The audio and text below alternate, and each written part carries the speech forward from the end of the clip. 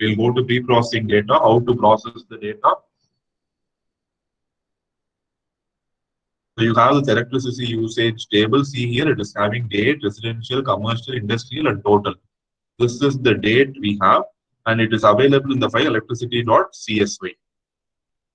So now see, it is loaded and it is having the data. Plot the columns of usage as separate lines versus dates. Add legend to your plot.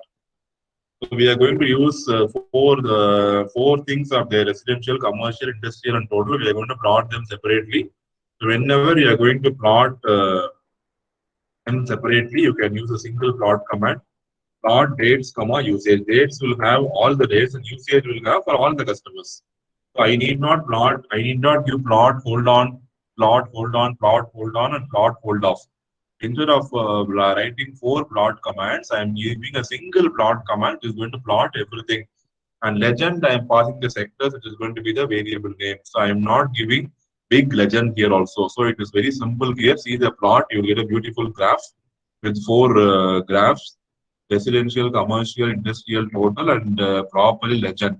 The legend will be always available in the top right corner. So depending on your specification, you can move the legend anywhere. Okay.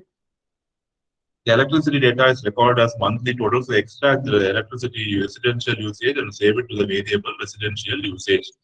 From the residential usage, I am going to just extract the first thing alone.